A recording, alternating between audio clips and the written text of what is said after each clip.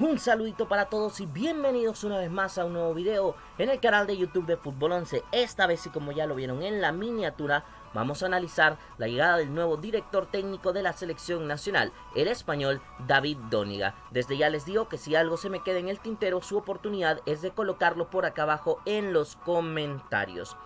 He de decir rápidamente que me he tardado en hacer este video porque quería esperar hasta la presentación oficial para escuchar algunas cosas de David Dóniga y también para tomarme el tiempo de analizar algunos aspectos que consideraba bastante importantes. Dicho eso, arranquemos con una pequeña presentación, un perfil de David Dóniga. David Dóniga, entrenador de nacionalidad española de 42 años de edad, hay que decir, está bastante joven para ser entrenador.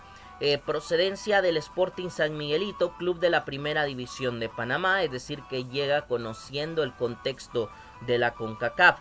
Su debut como técnico podemos decir que fue en el año 2004 con el equipo de alevines o juveniles de la Real Sociedad Deportiva Alcalá, aunque su debut en una categoría mayor ya como técnico principal se produciría mucho tiempo después, hasta el año 2021. No obstante, es este el momento donde arranca su formación, su experiencia profesional ya en el mundo del fútbol como técnico principal. No obstante, vamos a decir que los primeros trabajos serios de David Dóniga son como asistente técnico, arrancando desde el año 2005. Vive una etapa en España entre 2005 a 2012 en el que está en clubes como Soto de Alcobendas, San Fernando Club Deportivo, Club de Fútbol Talavera y Club Deportivo Toledo.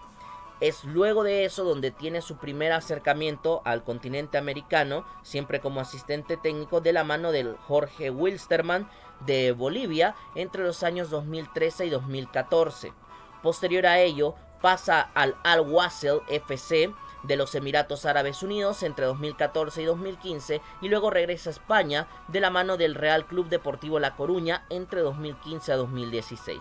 Ese mismo año es parte del cuerpo técnico del Olympiacos y pasa o regresa por una tercera vez al fútbol español con el Real Betis Balompié entre 2016 y 2017. Pasa un año entre comillas de sabático, me imagino que fue un año más para crecer en cuanto a la formación personal, y en el 2019 vuelve a los banquillos como asistente técnico con el Málaga Club de Fútbol 2019-2020. En ese 2020 pasa al Qadsia SC, club de la primera división de Kuwait, hasta donde permanece al año 2021, y es aquí donde empieza a tomar gran relevancia, creo, en el contexto o en clave selección nacional, la carrera de David Dóniga, ya que en 2021 llega a la selección nacional mayor de Panamá, donde es asistente técnico de Thomas Christiansen, pero no solo toma ese papel, sino que también arranca su carrera como director técnico principal con la selección de Panamá sub-23, parecido al esquema de Gerson Pérez. Si se recuerdan, Gerson Pérez fue el director técnico principal en la selección sub-20 que participó del premundial / preolímpico de la CONCACAF, pero al mismo tiempo era asistente de Hugo Pérez en la selección nacional mayor. Pues el mismo papel o el mismo rol tenía David Dóniga dentro del contexto de selecciones panameñas. Era el director técnico principal de Panamá Sub-23, su primera experiencia como técnico principal entre 2021 y 2022. Es en 2022 cuando toma su primer equipo o el primer equipo en su carrera, que es el 9 de octubre, Club Deportivo 9 de octubre de la primera división de Ecuador. Y en 2023 llega al Sporting San Miguelito, club, como lo decimos, de la primera división de Panamá. Es esto lo que posteriormente le permite llegar a la actualidad, en donde es el nuevo director técnico de la selección nacional salvadoreña. Quiero, dentro de su carrera como técnico principal, destacar algunos aspectos que yo considero importantes.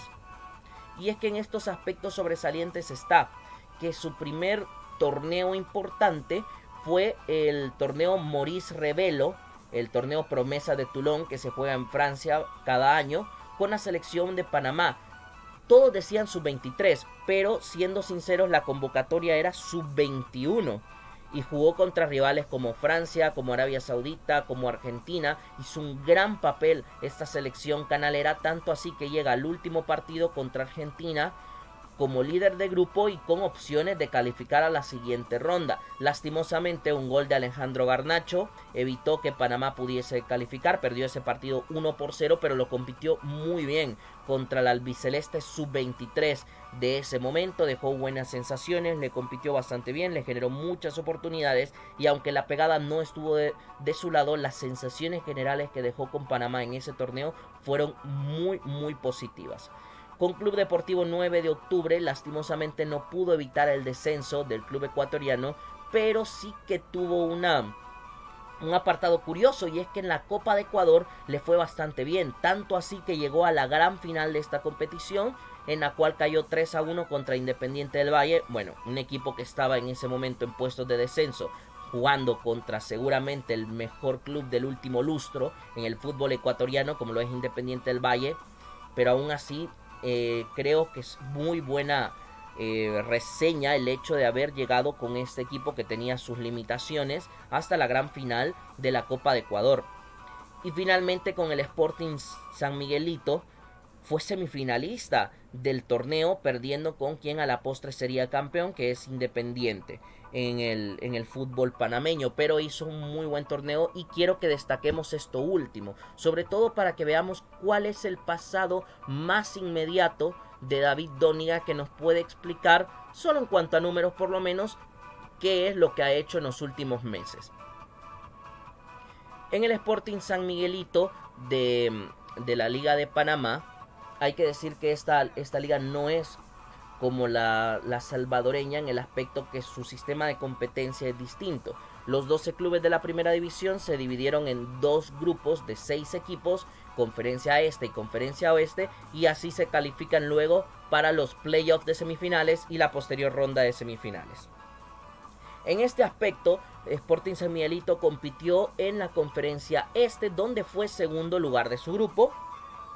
Nada mal, solo cayendo, o sea, solo detrás de Independiente, si no estoy mal, en su grupo.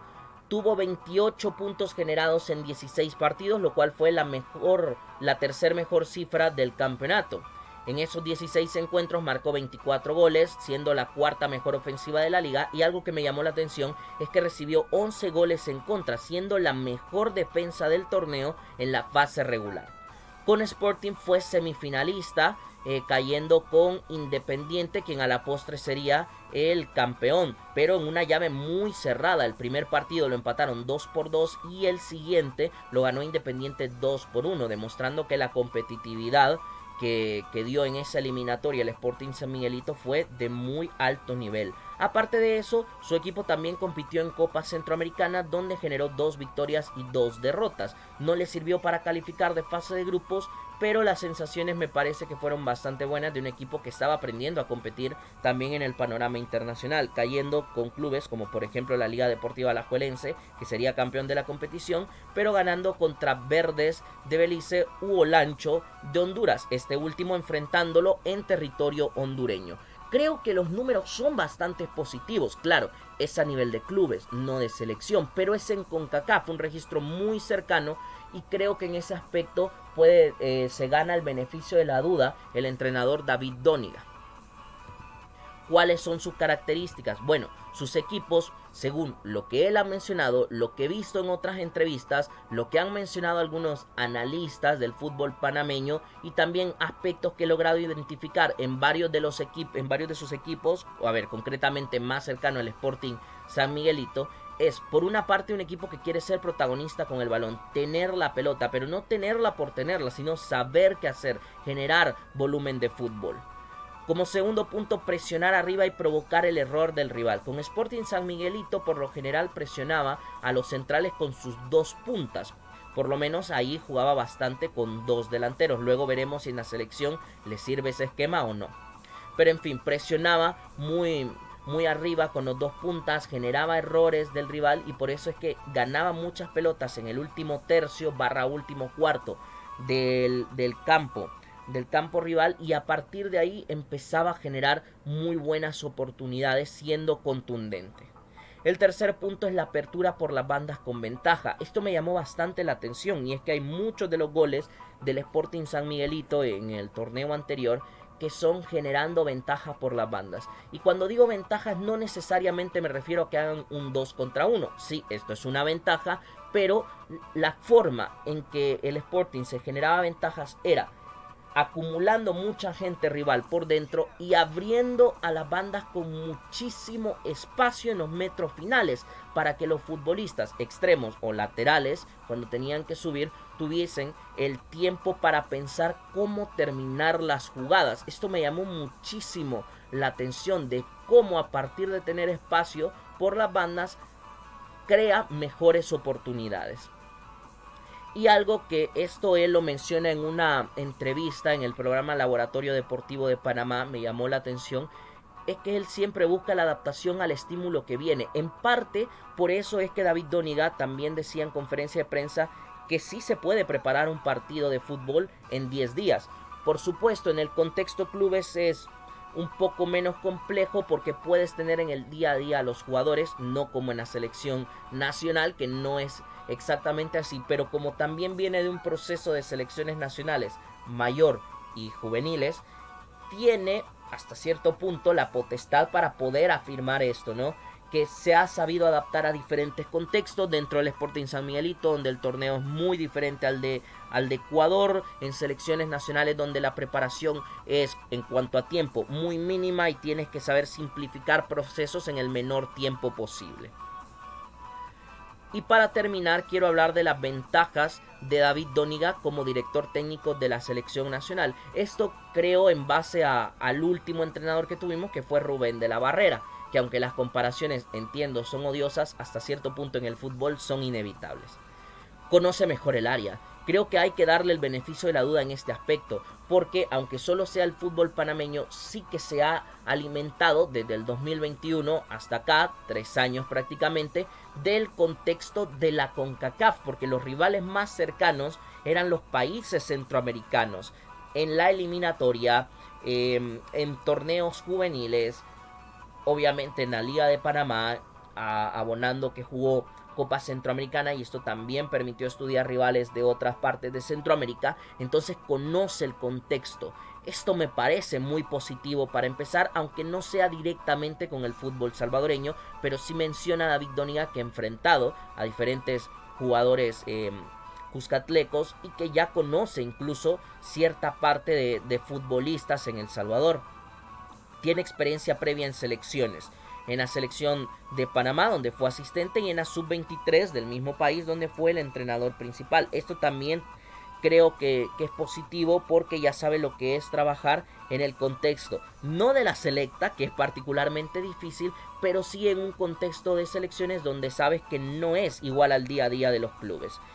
Y finalmente creo, esto es lo que a mí me ha dado más la potestad de darle beneficio de la duda, es que hay más información visual de su forma de jugar. De Rubén de la Barrera había muchas entrevistas, realmente se podían encontrar buenos fragmentos para entender lo que él quería del fútbol, aunque era un poco ambiguo en ciertos momentos con sus conceptos, pero se podía llegar a entender. En el caso de David Doniga es un poquito más claro, aunque sin contar del todo sus matices, para que sus rivales no tengan información tan privilegiada de primera mano, pero sí que es muy...